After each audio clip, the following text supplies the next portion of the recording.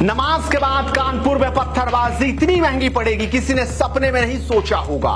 आधी रात योगी ने दंगाइयों का, पत्थरबाजों का अचूक इलाज कर दिया कि इसके बाद अब शायद ही यूपी में कोई इस तरह की घटना हो पाए। नमस्कार, स्वागत है आपका एडवांस इंडिया पर। मैं हूं नवीन चौहान। जब देश के प्रधानमंत्री, देश के राष्ट्रपति, उत्तर प्रदेश के मुख्यमंत्री और राज्यपाल जैसी तमाम बड़ी शख्सियतें उसी हिंसा वाली जगह से कुछ दूरी पर, कुछ किलोमीटर पर मौजूद हूं, तब कानपुर में साजिश रची जा रही थी। दंगे की साजिश, पत्थरबाजी की साजिश और हिंसा की साजिश। और पूरी तैयारी के साथ नमाज पढ़ने के बाद आखिरकार किस तरीके से पत्थरबाजी शुरू हो गई, हिंसा शुरू हो गई। और आपको बता दें कि तैयारी तो उस बाजार को बंद कराकर ये थी कि बड़ी शांति से सब कुछ होगा।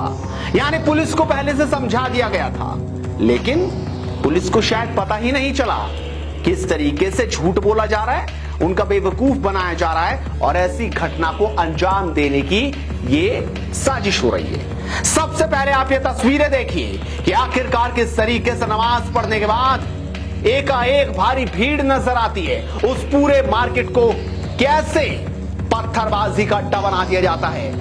ये तस्वीरें आप देखकर अंदाजा लगा सकते हैं कि वहां पर पहले से किस कदर तैयारी रही होगी। इस तस्वीर को आप देखिए, जिस ठेले में फल बिकते होंगे, आज फल की जगह वहां पर पत्थर परोसे गए थे। आज उस ठेले में पत्थर लाए गए थे भरकर, और किस तरीके से एक एक दंगाई पत्थर उठा रहा है और फिर कैसे पत्थरबाजी हो रही है, ये आपके सामने है।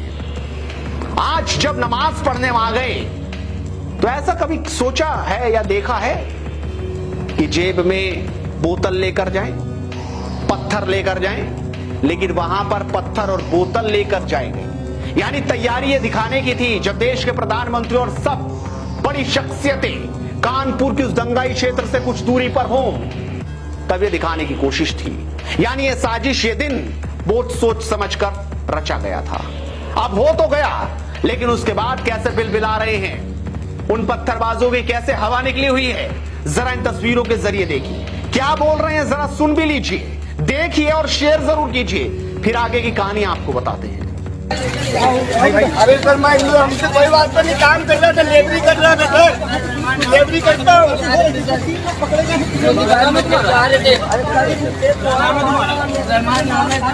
देखा, हम तो थे ही नहीं, हमें तो गलत पकड़ लिया गया, हमसे तो गलती हो गई। अब कुछ ऐसे ही शब्द आप सभी को सुनाई दे रहे हैं। लेकिन आधी रात उत्तर प्रदेश के मुख्यमंत्री योगी आदित्यनाथ ने जो एक्शन लिया है, उसे सुनकर दंगाई बहुत बुरी तरीके से बिलबिला रहे हैं। कपकपी छूटी है, सिरहन पूरे शरीर में नजर आ रही है कि आखिरकार कैसे बचा जाए। 1000 अज्ञात पर तो मुकदमा दर्ज हो गया है, वहीं लगभग 50 लोगों को हिरासत में ले लिया है और सीसीटीवी फुटेज से एक एक की पहचान की जा रही है। यानी अब कुर्की भी होगी, बुलडोजर भी बहुत जबरदस्त तेजी से चलेगा और जो कार्रवाई इस बार होगी, उसके बाद यूपी में पत्थर मुश्किल चल पाएगा। कोई पत्थर उठाने से भी डरेगा। पत्थर सड़क में दिख जाए तो अपना रास्ता बदल लेगा, क्योंकि योगी ने जो आधी रात प्लान किया है वो जरा देख लीजिए, जो कहा है वो जरा देख लीजिए। आधी रात मीटिंग चलती रही कानपुर की उस घटना में। जैसे ही प्रधानमंत्री को विदा किया, जैसे ही उसके बाद सीधा मुख्यमंत्री ने मुख्य सचिव को कहा कि पूरे मामले की जानकारी लीजिए। एडीजी लॉ एंड ऑर्डर से बात की कि पल पल की जानकारी रखिए, और फिर आधी रात मीटिंग के बाद ये आदेश दे दिए हैं कि अब किस तरीके से इनका इलाज होगा। मैं दिखाता हूं मुख्यमंत्री ने क्या कहा। सीएम योगी ने पुलिस अधिकारियों को अपराधियों के खिलाफ कड़ी कार्रवाई का निर्देश दिया है। कहा कि शांति व्यवस्था खराब करने वालों से सख्ती से निपटा जाए। खबरों के मुताबिक सीएम योगी ने वीडियो कॉन्फ्रेंसिंग के जरिए रातों रात अधिकारियों के साथ मीटिंग की और कानपुर हिंसा पर जानकारी दी। योगी ने कहा कि दोषियों के खिलाफ मामला दर्ज कर बिना किसी रियायत के कठोर से कठोर कार्रवाई की जाए। उन्होंने पुलिस अधिकारियों को कहा कि प्रदेश के सभी जिलों में छोटी से छोटी घटना को गंभीरता से लें और माहौल खराब ना होने दें। साथ ही उन्होंने जो कहा वो सुन लीजिए। आरोपियों पर गैंगस्टर एक्ट, उनकी संपत्ति जब्त और उसे ध्वस्त करने की तैयारी में लग जाएं। साथ ही योगी ने कह दिया कि अब कोई भी चूक बर्दाश्त नहीं की जाएगी। तो देखा आपने, गैंगस्टर एक्ट के तहत मामला दर्ज, उसके बाद जो संपत्ति है, जो टोटल संपत्ति है दंगाइयों की, जो ऐसे सीसीटीवी पे पत्थर मार रहे थे, उनके फोटो बहुत क्लियर हैं, उनके घरों पर भी बुलडोजर चलेगा, पूरी संपत्ति जब्त हो जाएगी। यानी अब कोई बचा नहीं सकता।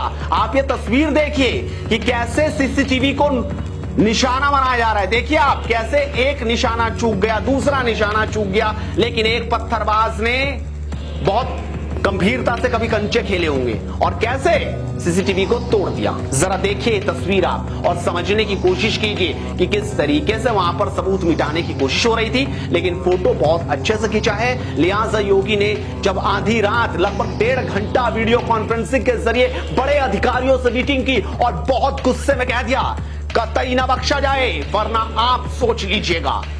यानी इस बार योगी कतई बख्शने के मूड में नहीं है। और उस मीटिंग के बाद कैसे पुलिस गंभीर है, एडीजी लॉ एंड ऑर्डर जो कुछ कह रहे हैं आप सुन लीजिए। जिस भी व्यक्तियों ने वहां उपद्रव किया है उसकी पहचान की जा रही है। अब तक 18 लोग गिरफ्तार किए जा चुके हैं तथा हमें पर्याप्त मात्रा में वीडियो फुटेजेस मिल गए हैं, जिसके आधार पर हम आगे की कार्रवाई करेंगे। उपद्रवियों के साथ साथ जो षड्यंत्रकारी हैं उनके विरुद्ध गैंगस्टर की कार्रवाई की जाएगी तथा उनके संपत्ति को भी जब्त या ध्वस्त कराया जाएगा। तो देखा आपने, मुस्लिम पक्ष ने आज बंद बुलाया था। उन्होंने सभी मार्केट से आह्वान किया था वो किस मार्केट को बंद कर दे। इसी पर उनकी झड़प हो गई। पूरी तैयारी उनकी थी, यानी पहले से ये सोचा हुआ था कि अगर कोई भी कुछ कहे तो उसके बाद हमला शुरू कर दिया जाए और वहां पर इसी को मुद्दा बनाकर लोगों को घेर लिया जाए और इस तरीके से पत्थरबाजी की जाए। लेकिन अब इलाज शुरू हो गया है और बिलबिलाने की जो तस्वीरें हैं वो भी आनी शुरू हो चुकी हैं। ये तस्वीरें आप देखिए कैसे अब बिलबिला रहे हैं लोग। अरे सर, मैं हमसे कोई बात नहीं, काम कर रहा था, लेबरी कर रहा था सर, लेबरी करता हूँ।